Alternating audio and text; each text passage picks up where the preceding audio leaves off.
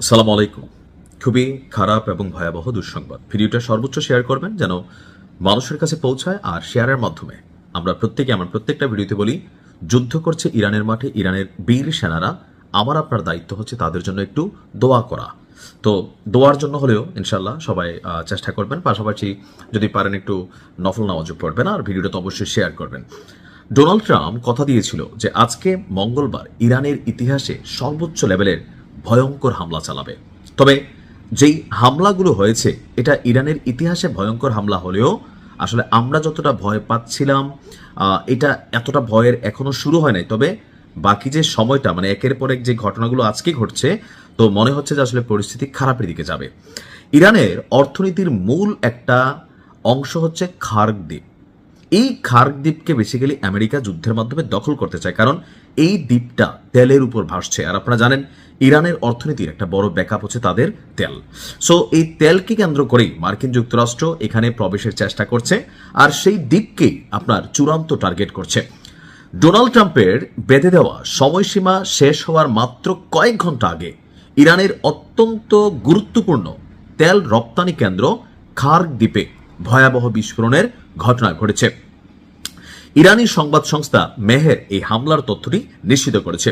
অন্যদিকে মার্কিন গণমাধ্যম এক্সিওস বলছে যে মার্কিন সামরিক বাহিনী স্বয়ং এই দ্বীপের সামরিক লক্ষ্যবস্তুগুলোকে আপনার টার্গেট করেছে এবং এখানে তারা অভিযান চালিয়েছে।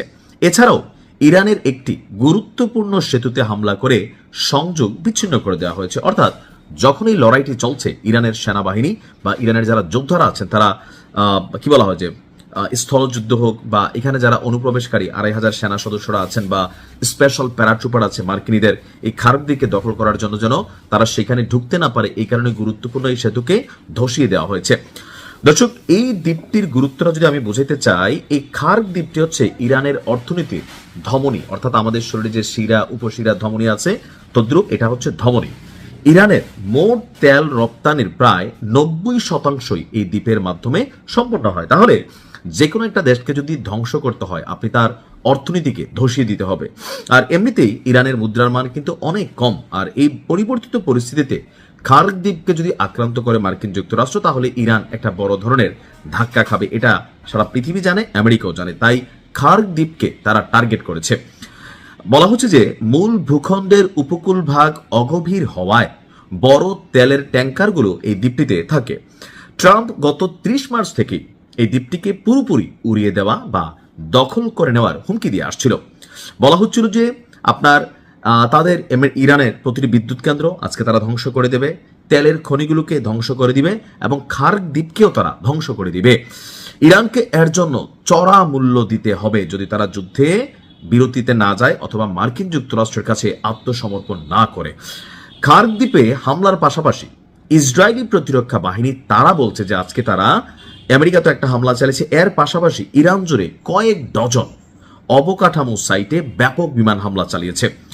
আর কোথায় কোথায় চালিয়েছে? মূলত তেহরানের সামরিক এবং অর্থাৎ ইরানের সামরিক এবং কৌশলগত যে সক্ষমতা আছে সেইটাকে ধসিয়ে দেওয়ার জন্য ইরানের যে মূল শক্তি ফান্ড বা ফাউন্ডেশনগুলো সেগুলোকে টার্গেট করছে মার্কিন যুক্তরাষ্ট্র এবং ইসরায়েল। পরিস্থিতি অনেক খারাপের দিকে যাচ্ছে।